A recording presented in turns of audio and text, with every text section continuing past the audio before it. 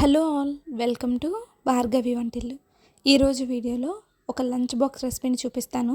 చాలా క్విక్గా చేసుకోవచ్చు. ఒక్క ఉల్లిపాయతో 5 నిమిషాల్లో ఈ లంచ్ బాక్స్ని ప్రిపేర్ చేసుకోవచ్చు. చిన్నవాళ్ళైనా పెద్దవాళ్ళైనా చాలా ఇష్టంగా తింటారు. దీని కాంబినేషన్ ఆనియన్ రైతాని పెట్టుకొని తింటే అద్దరిపోతుంది టేస్ట్ అయితే.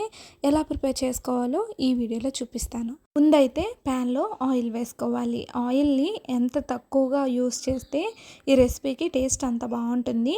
ఇందులో 1/2 టేబుల్ స్పూన్ వరకు జీలకర్ర, కొన్ని పలుకులు కూడా యాడ్ చేసేసుకొని పల్లీలు లైట్గా ఫ్రై అయ్యేంత వరకు ఫ్రై చేసుకోవాలి.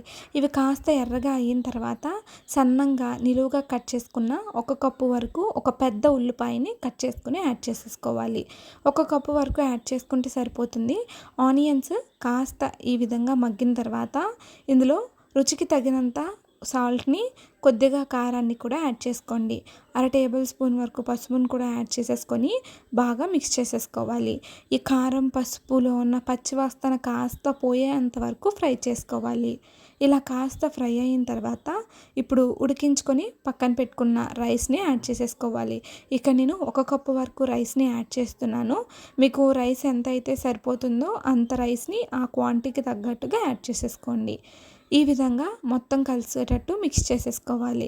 రైస్ మొత్తానికి కూడా ఈ ఉల్లిపాయలో ఉన్న ఉప్పు కారం అంతా పట్టేలాగా మిక్స్ చేసేసుకోవాలి. ఎప్పుడైనా సరే ఇలాంటి రైసెస్ ప్రిపేర్ చేసేటప్పుడు మీడియం ఫ్లేమ్లో పెట్టకుండా హై ఫ్లేమ్లో పెట్టుకొని ప్రిపేర్ చేసుకుంటే టేస్ట్ బాగుంటుంది. పిల్లలు కూడా చాలా ఇష్టంగా తింటారు. సో ఇలా కలుపుకున్న తర్వాత కాసేపు రైస్ని వేగనిచ్చేసుకొని స్టవ్ ఆఫ్ చేసేసుకోవాలి. ఒక ప్లేట్లోకి తీసుకొని సర్వ్ చేసుకోవాలి. చాలా బాగుంటుంది. క్విక్గా 5 నిమిషాల్లో అయిపోతుంది. మీరు కూడా ఈ రెసిపీని తప్పకుండా ట్రై చేయండి. ఎప్పుడైనా లంచ్ బాక్సులు పెట్టడానికి టైం లేనప్పుడు ఇలా సింపుల్గా ప్రిపేర్ చేసి పెట్టుకోండి.